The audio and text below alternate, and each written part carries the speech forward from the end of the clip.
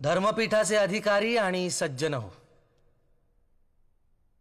मी आज इथे बोलणार आहे, परंतु माझे उद्गार माझी शिक्षा कमी करण्याचा यत्न आहे असं कृपा करून समजू नये.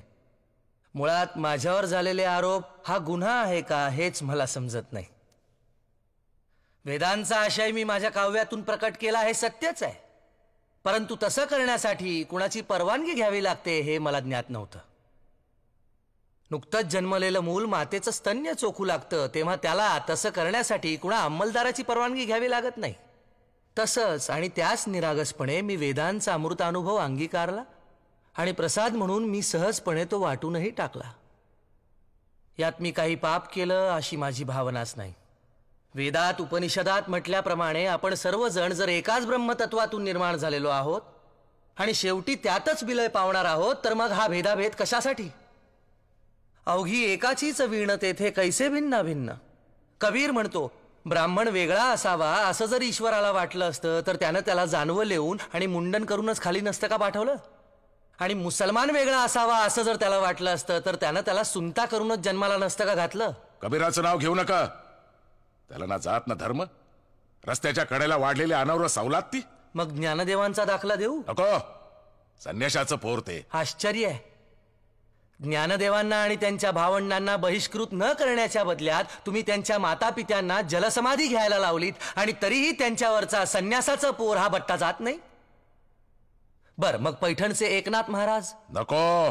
तुम्हाला वेद नको, अद्वैत तत्वज्ञान नको, वारकरी परंपरा नको, मग तुम्हाला हवाय तरी काय? अहो, जिथे अंधार होता तिथे दिवे लावण्याचा आम्हाला अधिकार नाही असं तुम्ही म्हणता, तर मग तुम्ही दिवे लावायचे. आम्ही काय करावं हे तुम्ही सांगू नका. ज्ञान मिळवण्याचा अधिकार प्रत्येकाला आहे. ब्राह्मण, क्षत्रिय, शूद्र, वैश्य, चांडाळा हे अधिकार बाळे, नारी, नर आदी करोनी वेश्याही. वेश्याही? हो, वेश्याही. सर्वांना नामसंकीर्तन करण्याचा, परमेश्वराच्या जवळ जाण्याचा अधिकार आहेच. आणि ब्राह्मणांना शिष्य करून घेणे, त्यांच्याकडून पाया पडून घेणे? वारकरी संप्रदायात सगळेच एकमेकांच्या पाया पडतात. माऊली म्हणतात, समोरच्या माणसात असलेल्या देवत्वाला तो नमस्कार असतो. आणि मी आजवर कोणालाही शिष्य करून घेतलेलं नाही.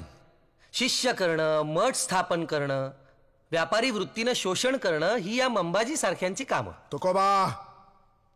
तुकोबा, तुम्ही कितीही बडबड केलीत तरी स्मृती श्रुतीप्रमाणे तुम्ही गुन्हा केलेला आहे. या गुन्ह्याची शिक्षा काय आहे तुम्हाला माहितीये? स्मृती ग्रंथात सावकारी करणाऱ्या, सेवा करणाऱ्या, शेती करणाऱ्या ब्राह्मणांना शूद्र म्हटलंय, हेही तुम्हाला ठाऊक असेलच. एरवी अंत्यजांचा विटाळ मांडणारे हेच ब्राह्मण कर्ज वसूल करण्यासाठी त्यांच्याच वस्तीतून फिरतात. याला तुम्ही काय म्हणाल? का कायदा फक्त आमच्यासाठी आहे? तू गरजेपेक्षा जास्त बोलतोयस. सत्य आम्हामनी नव्हे गबाळाचे धनी, देतो तीक्ष्ण उत्तरे पुढे व्हावयासी बरे. धर्मशास्त्राच्या आदेशाचा तू अपमान केलेला आहेस. या कायद्यावरही एक न्याय आहे, ईश्वरी न्याय. या धर्मपीठावरही एक पीठ आहे ज्याची योजना तुम्ही अवेरताय.